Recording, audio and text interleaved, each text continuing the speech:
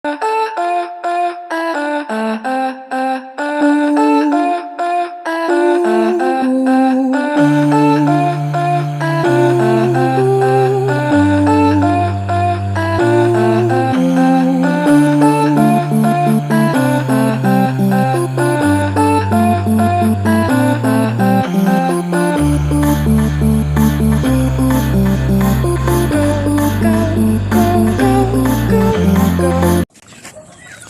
afternoon mga kapalong. Ito na naman po tayo. Dito po tayo sa ating channel Palong TV.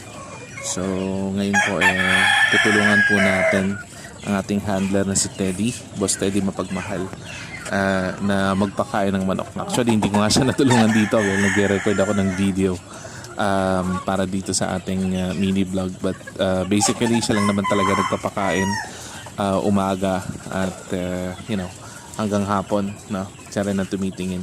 So good thing meron tayong handler, tropa na maaasahan dito sa ating mini backyard, continental backyard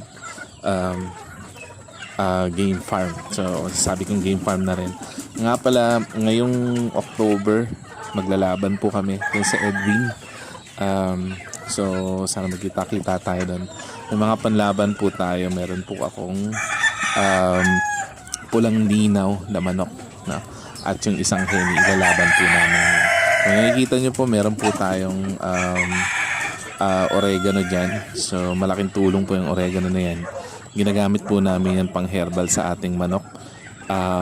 Hinahalo rin namin sa pampaligo, no? So para hindi sila ng lamok. So kasi ang lamok nagdadala ng sakit yan sa ating mga manok.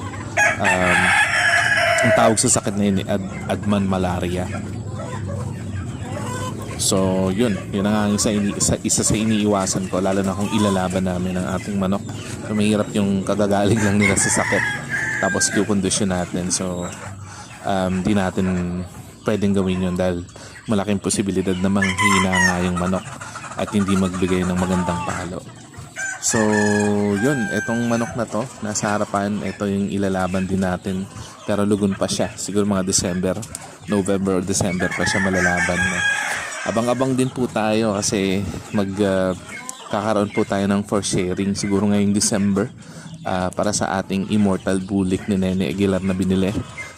So nakapagpapisa na ako doon, 3 lalaki at meron ding 9 na babae. So hindi natin ibebenta o for share yung lalaki. Ang i-for share po natin ay yung mga babae. So mamimili lang po ako ng ikikip ko.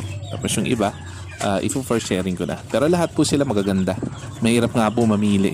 So nakikita nyo po yung katawan. So in the low price, cheap price, makakuha na po tayo, makapag-avail po tayo ng Nene Aguilar na inahen. Siguro mag-out ako ng mga 4 or 5. I-for sharing ko yun.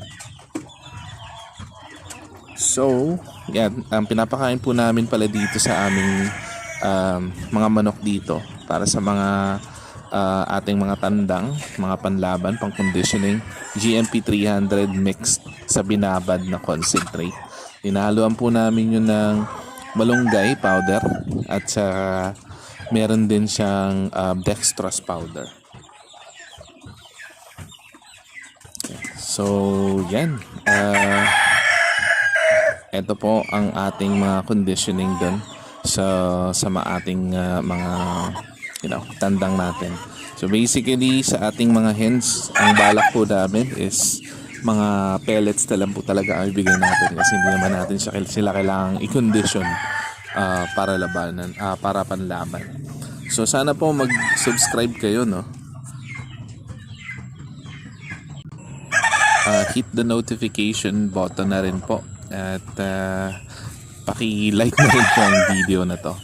So yun, siguro hanggang dito na lang po muna ang video natin. So sana po magtuloy-tuloy po ang share ko ng video. So yes, sana po rin abangan nyo yung aming mga i-release kasi balak po namin maybe ngayong November makabili po sana kami ng lahi ni B-Boy na gagawin po rin naming brood cock, no? Ipa-eco process po namin, kukuha rin po kami ng puro Yun, para makapag-share at magamit din po namin panlaban namin. Alright. So, yun. Sana po ay nasayahan kayo sa munting video na aking ginawa. Pinaiinom po na pala namin sila ng Vitamin Pro. No? Nagpapalit-palit po namin yun. Nagpapainom din po kami ng Ambroxetil para sa kanila. So, yun lang, sapat na. So, ikukondisyon na lang namin pag inalaman. So again, maraming salamat po sa panonood ng Paalong TV. Signing out.